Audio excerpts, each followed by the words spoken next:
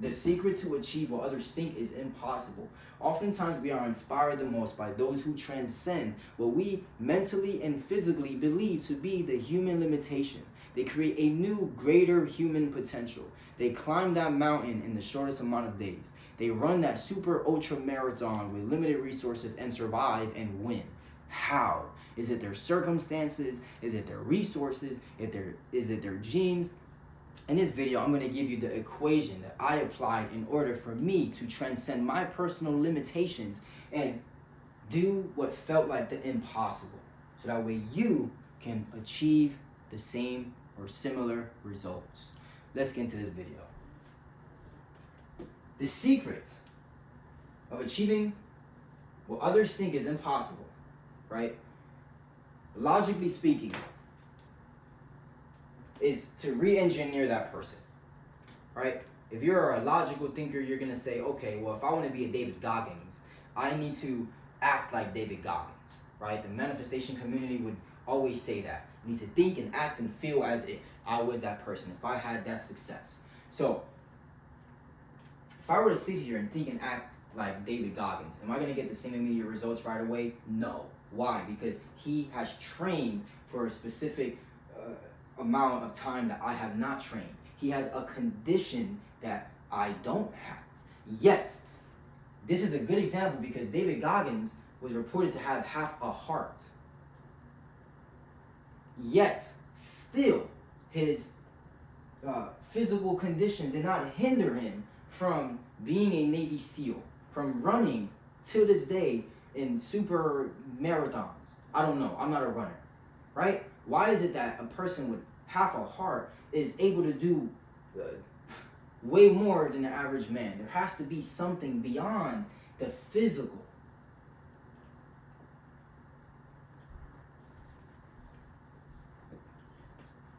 Okay.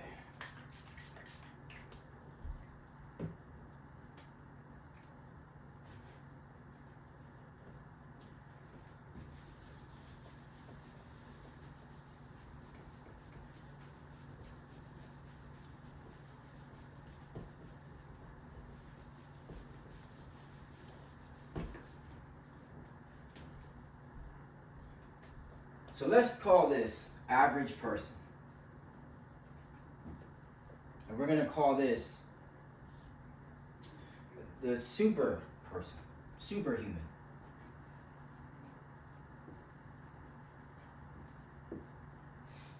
And it's because the people that we aspire to be like, oftentimes we create a belief that they are greater than us, that we are just regular people, regular Joes, and for some reason, these people are greater than us, which is an illusion. But still, in this example, we're gonna define this new level that you wanna climb to as your superhuman self. So, let's map out the average person. How does the average person think, act, do? The average person is operating from polarity thinking. That's first and foremost. Polarity thinking. What does polarity mean? Polarity is opposites. Opposites. So it's either I'm a success or I'm a failure. I'm either a winner or a loser. I'm either rich or poor. Right? This is beta brainwave state. Beta brainwave state is what we consciously use in our day-to-day life. It's how we analyze logically.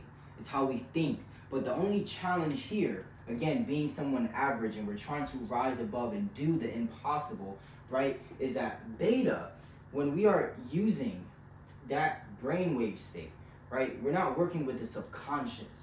As in, we are limited to what we know. And Albert Einstein said that he believed that imagination was more important than knowledge. But still, this person is operating in beta brainwave state. They are looking towards their external environment. So they are stuck in the external. They believe in what they see.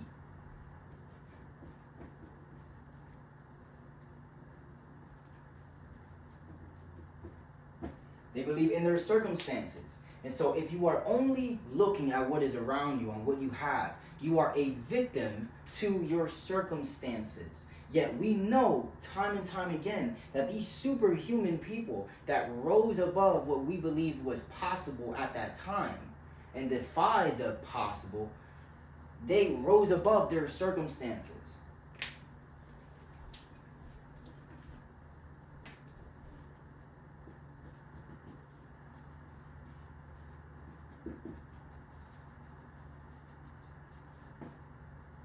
Almost in a way that the average person cannot believe. Why? Because everything was taken against them. Right, going back to David Goggins' example, I believe he was overweight, right? He didn't have his mother and father, or he didn't have a good relationship with them. He grew up in a racist town, yet no matter the circumstance, he was able to follow his truth, follow his path, and rise to a greater human potential. In that example, when he was overweight, what did he want to do? He wanted to join the Navy SEALs. But he had to lose a certain amount of weight that at the time was impossible. Yet he made the impossible possible. How? He was able to rise above the circumstance. This must mean that he thought differently. He had to, because the average person thinks logically from beta, analyzing, logic. Logically speaking, the people laughed at him. Why? Because they said it's impossible. Yet he was able to rise above that. So he needed to climb into his own imagination. Where is imagination? Imagination is in theta. Is in theta. Is responsible for imagination, for getting beyond the analytical mind. So here we are mapping out what makes the impossible possible and why you are struggling in rising out of your level that you are at. Because already seeing that most likely what we historically know is that superhumans are able to stay calm in chaos.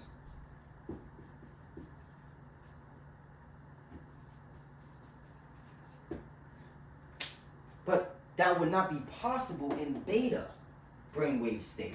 It wouldn't be possible because you'll overthink. You're going to get into your survival, fearful state. That is what this level of consciousness predominantly focuses on. Right? So you are already seeing the differences in the person that you want to become like and how you think and operate. If you guys ever read Think and Grow Rich, every person, every entrepreneur, when they're first starting to get into a business, or that's just always the first book that successful people read. How to Think and Grow Rich by Napoleon Hill. The equation that they present to you is working with the subconscious mind in order so that infinite intelligence can present to you the idea.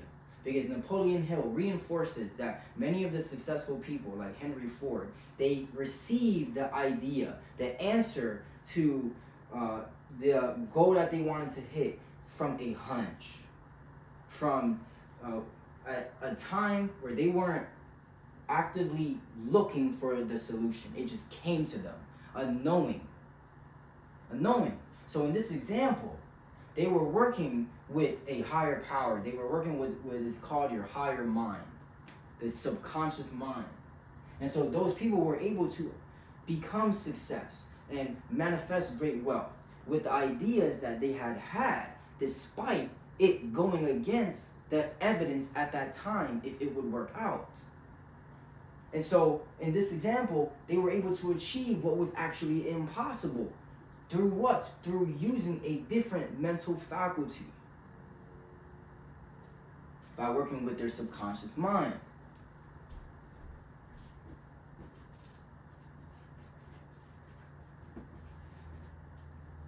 So this would mean that in order for us to transcend human limitation, we need to work with the subconscious mind. We need to work with a greater mental power, a greater higher force.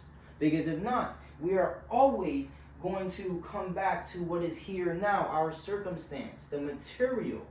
because we're operating in beta wave state. And beta is only going to keep us in survival, as in we're going to feel full of doubt and fear.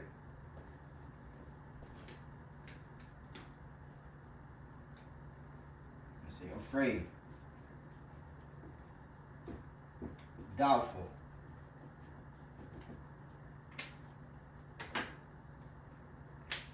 so now let's say, right, if we were to follow the equation in Think and Grow Rich, they say keep a goal card. Write down exactly what you want. As in, if you want to earn $30,000 per month, you will now say, I am so happy and grateful. I now see myself earning $30,000 every single month effortlessly. That's an example, along with other goals on what's called a goal card.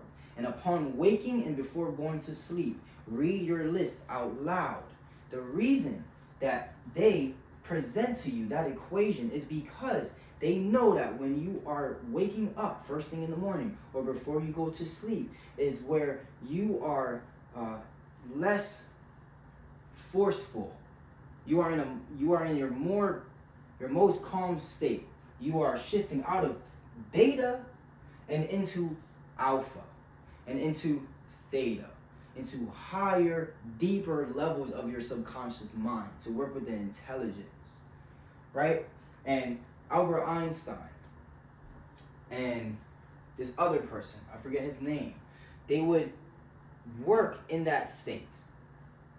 This is a method. It's called hypnagogia. And what this is I believe what Albert Einstein, Thomas Edison, what he would do is he would hold two metal instruments and he would go to sleep. Right? And as soon as he would go to sleep, when these metal instruments would drop was when he would wake up.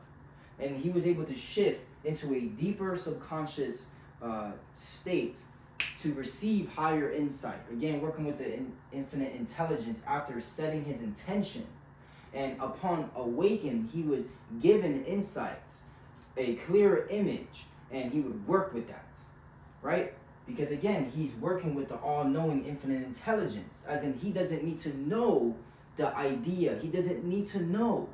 He just needs to surrender and work with something above his current capacity. As in, become superhuman.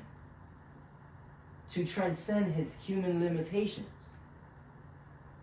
And so in this example, these people were working in a way that is not of the average man. Why? Because the average man is not self-aware.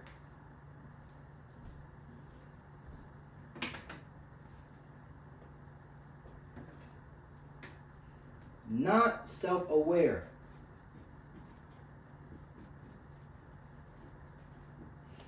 What do I mean by this? As in, if you are operating in beta state, you're living in survival, you look at the external environment as who you are, as what you are, as everything that you have.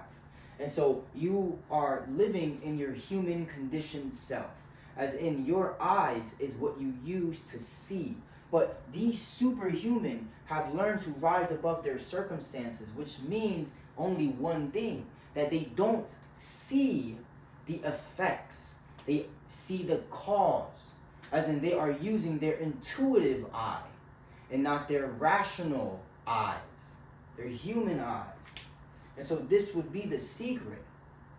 Because if you are operating in fear, then you are only met with defeat. You're only met with doubt and fear. You're only met with the material. But if you are using your single eye, you are seeing the hidden cause to your situation. So therefore, you're able to release and detach and have a faith that the average man cannot possibly logically understand.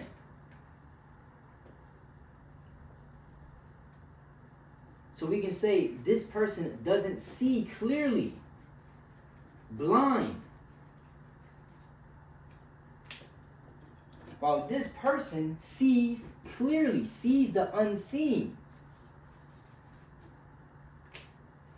So how do you see the unseen? What is an example here? I believe it's Matthew 6.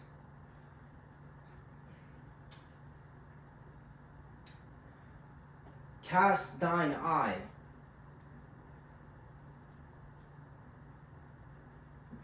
Let me see. I wrote it down somewhere. Right. If their eye be single, thy whole body shall be full of light. Matthew 6:22. If thine eye be single, thy whole body shall be full of light. Right? Matthew 14. Lord, if it is you, tell me to come to the water. And in this example, Peter was on the boat. I believe the boat was sinking, and he was calling unto Christ. Right? He said, Lord, if it is you, tell me to come to the water. And when he did, Jesus said, come. And so he got out of the boat and he started walking on water. He defied the impossible. At that moment, he became superhuman. But the moment he took his attention away from Christ and he looked to his circumstances and the water was when he began to sink. This is a primary symbolic example that when you are looking up around your circumstances to the physical reality, you shift back into polarity thinking of heaven, hell, of rich or poor, of success or failure. To your human self is where you will fall. But when you rise above human limited thinking and rise into a spiritual consciousness using higher mental faculties, your higher mind, your spiritual being, thus you will be able to transcend what humans cannot do. And so when you see from one eye, what you are doing is you are leaving the human physical limitations and you are seeing from God's eye is what I would call it. Similar to the eye of the storm. Why is it that they say during a storm, go towards the eye of the storm and there is peace, right? Yet around in the storm there is chaos. The average person is outside of that storm, so all they see is chaos. Yet the superhuman is able to get in the center of that storm and there is peace. This is often why the people that you aspire to be like, no matter the circumstances, they're always laughing and smiling and childlike. Even if they're in great immense pain, because they reached the eye of the storm. They became a level of enlightened, which gave them superhuman abilities. Right? Peter looked to Christ and he was walking on water. As soon as he gave his attention away from Christ is when he sank. So the challenge as to why you are unable to rise above your current circumstance and into your greater human potential is because you are operating as a human. You need to die to your human self and be reborn to your spiritual self. Look from the one eye and not from the two eyes.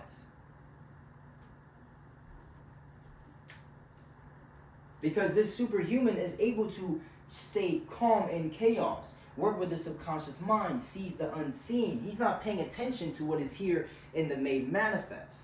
Hermetic philosophy. We understand law of cause and effect. That this, everything, all of the material is a manifestation of the subconscious mind. This is an effect. But the superhuman, someone who rose above physical limitation, is not thinking from their survival reptilian brain and is now thinking from their spiritual higher mind, from theta, working with infinite intelligence. They will pay no attention to here now made manifest, the effect. They will now start seeing the invisible, the hidden causes, to be able to interpret, oh, what is the next season in their life going to look like? I was homeless twice in my life. How was I able to rise above that circumstance and become a success in business, while other people who I saw next to me that were homeless as well, they continued to stay homeless? Well, it was because I did not look at my circumstances as permanent. I knew that change is the only constant and that this season of my life is a manifestation of something invisible. This is an effect that will change soon. Therefore, I was able to release any survival fear, attachment to the situation, and recenter myself to a state of peace and rise above my human limitations. Thus, do the impossible to what most of my friends, people who know me, would call impossible and ask me, how did you do that? I was working with my third eye. I was working with my greater mind. I was working with the subconscious, looking for the Christ and not looking down at the water. Because if I would have looked at the water, I was sure to be met with defeat and failure. This is what is possibly preventing you from rising above your situation and becoming superhuman. Masters do not look to the circumstance. They rise above it. Let me make sure my phone didn't die. Okay. All right.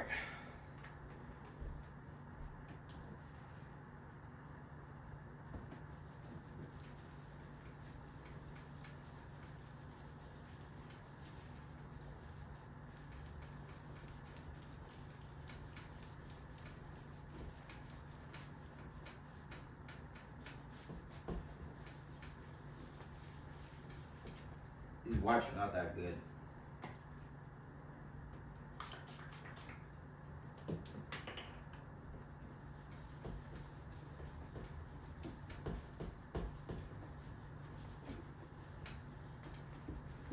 Whatever. Okay.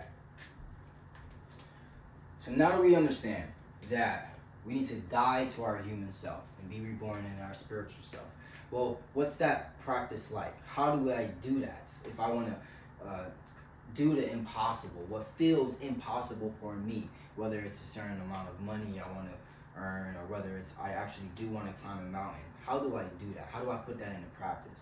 Well, the first way to rise above human limitation is to recognize your limitation, is to recognize your resistance, what is bringing you back to your human self and not freeing you. And so the way to do that is through self-reflection.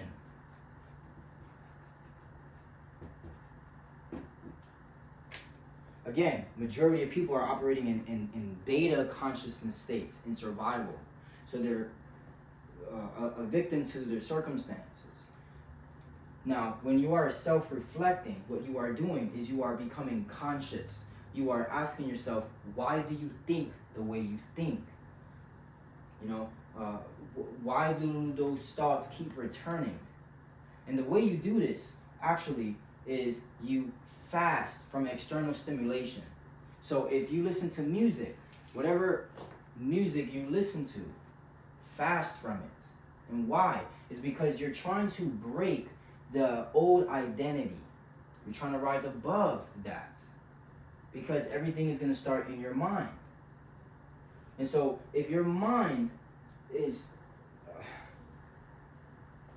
never still, you're never able to get to the eye of the storm.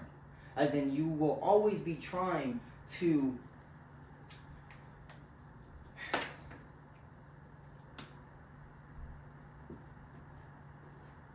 polarity thinking. This is the polarity, right? As in logic and emotion.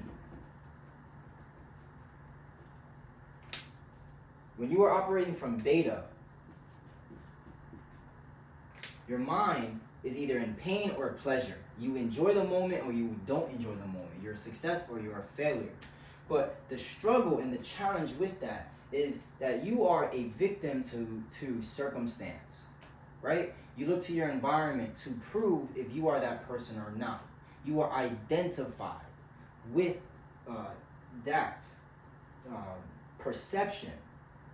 But in order to do the impossible, you need to rise above human limitations. So we're going to say that this is pain and this is pleasure.